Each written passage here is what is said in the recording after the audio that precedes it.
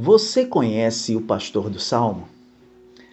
Quero abrir as portas da Casa Salmista para mais uma aula com o salmista, onde vamos ter uma série de estudos acerca do Salmo 23.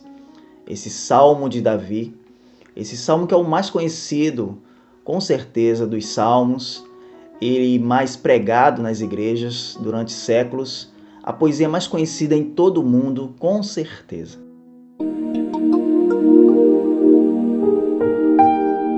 Mas antes de te convidar a abrir sua Bíblia, eu quero contar uma história antiga que conta de um concurso de recitação de salmos. E o Salmo 23 foi o escolhido.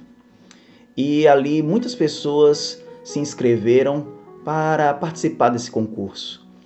E pessoas que tinham um alto nível de intelectualidade, pessoas que eram oradoras, locutoras, pessoas que liam de uma maneira especial. E uma após outra foram ali se apresentando. Mas o último candidato, ele fez algo que impressionou os jurados. A partir do momento que ele lia o salmo, as pessoas começavam a chorar, as pessoas começaram a se emocionar. E um dos participantes pergunta a um jurado: o que estava havendo? O que estava acontecendo? Por que eles estavam chorando? E aquele jurado respondeu: muitos conhecem o Salmo do pastor, mas esse homem conhece o pastor do Salmo. E nós vamos vendo como é importante ter essa intimidade com o pastor do Salmo, como é importante conhecer o nosso Deus de uma forma íntima, de uma forma consistente, porque isso nos trará aquilo que nós precisamos. Trará paz, trará alegria, vai trazer fé, convicção de que estamos sendo cuidados pelo nosso bom pastor. E agora quero te convidar a abrir sua Bíblia no Salmo 23, o Salmo do rei Davi, no versículo 1 que diz: o Senhor é o meu pastor, nada me faltará. A primeira parte desse versículo fala a palavra Senhor. E essa palavra ela é muito interessante aqui, porque é a mesma expressão que Deus usa para se revelar a Moisés, lá na sarça ardente, lá no capítulo 3 do livro do Êxodo, que diz assim no versículo 14. Disse Deus a Moisés: eu sou o que sou. É isto que você dirá aos israelitas: eu sou, me enviou a vocês. Nós vemos aqui Deus se revelando a Moisés, demonstrando o seu pacto, se revelando como Deus da aliança, o Deus que estava cuidando dos seus filhos, do povo de Israel. E aqui Davi, ele usa justamente a mesma expressão para falar com Deus, para falar conosco também, revelar esse Deus do pacto, da aliança. Porque Davi poderia usar qualquer tipo de expressão. Ele poderia chamar Deus aqui do Rafá, Deus que cura. Ele poderia chamar Deus aqui de Jirê, o Deus da provisão. Ele poderia chamar aqui Deus de Shalom, o Deus da paz. Mas Davi, muito inspirado por Deus, acertadamente, usa realmente o tetragrama, que hoje inclusive é uma palavra impronunciável, onde nós vamos ver nas nossas Bíblias, ali muitas vezes como Yahvé ou Javé, como Jeová, em algumas traduções, como o Eterno. E nós vemos aqui que Davi, ele realmente coloca, a força dessa expressão, a força desse Deus da aliança, aquele que cuida dos seus. Então, essa é a primeira expressão que nós vemos nesse primeiro versículo. Outra expressão que eu acho interessante falar é que Davi fala que o Senhor é meu pastor. Então, que intimidade realmente o salmista tinha com Deus. Ele poderia chamar o Deus como se fosse dele, o meu pastor. Isso é prova de intimidade. Isso é prova de realmente ter um convívio diário, de conhecer de uma forma profunda a esse Deus. E isso é belo. Como é importante nós podermos dizer que realmente Deus é o nosso Deus, que Deus é o meu Deus. Porque em momentos, muitas vezes, de dificuldade, nós não usamos, a expressão no plural, que muitas vezes nós temos como tão bela expressão, Tudo nós colocamos no plural, nosso Deus, nosso pastor, nosso Senhor, e realmente Ele é nosso. Jesus já falava lá no Pai Nosso, que é um Deus que é de um povo. Mas assim, essa intimidade do salmista é impressionante. Quando ele chega e diz assim, o Senhor é o meu pastor. E aqui agora falamos da expressão pastor, que aqui é uma expressão hebraica chamada roi, que é justamente uma expressão que fala de um pastor que cuida, dando alimento, suprindo as necessidades das ovelhas dele.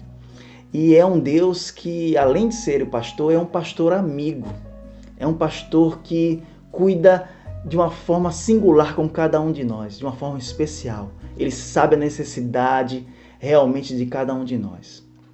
A história conta, os estudiosos contam que os pastores no Oriente, eles inclusive tinham o costume até de batizar com nomes as ovelhas, para você ver o nível de intimidade que esses pastores tinham com cada ovelha sua, que tratavam de maneira específica, especial, sabendo o que cada uma realmente necessitava.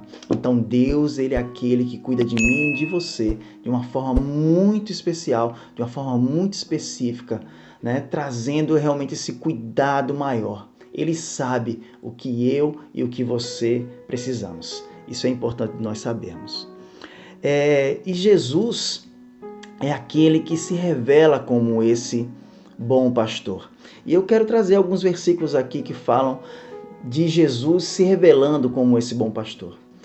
O primeiro versículo fica no Evangelho de João, no capítulo 10, versículo 11, que diz assim: Eu sou o bom pastor. O bom pastor dá a sua vida pelas ovelhas.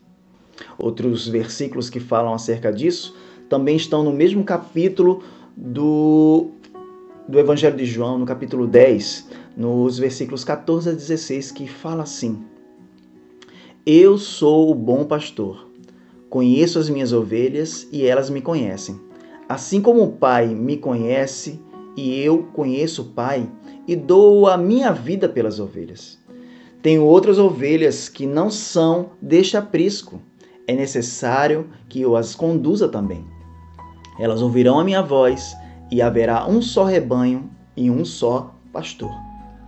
Tem outro também versículo, já no livro de Hebreus, no capítulo 13, versículo 20, que diz assim: Ora, o Deus de paz, que pelo sangue da aliança eterna tornou a trazer dos mortos ao nosso Senhor Jesus Cristo, grande pastor das ovelhas. Então a gente vê aqui como Jesus ele se revela como o nosso bom pastor. Ele se revela como o Deus de Davi.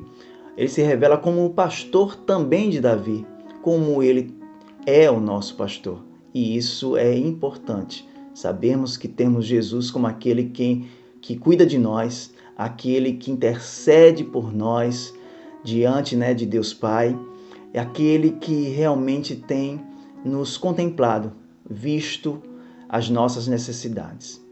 E por fim, eu quero falar da última expressão, que é nada terei falta, que seria a melhor tradução para entendermos essa passagem. Porque nada nos faltará pode dar a ideia de que vamos ter tudo aquilo que nós desejamos, que tudo aquilo que nós pedirmos a Deus, Ele vai nos conceder, porque Ele é Deus, Ele é o nosso pastor e nada nos faltará. Mas a ideia aqui é que tudo aquilo que necessitarmos nos será suprido. Nós vemos muitas pessoas que têm tanto, mas ainda assim não se sentem realmente pessoas abastadas. Pessoas que têm tantos bens materiais, pessoas que são contempladas com tantas dádivas de Deus, mas ainda não se sentem suficientemente abastecidas. E isso é um erro, porque tudo aquilo que nós necessitamos, Deus ele tem nos suprido.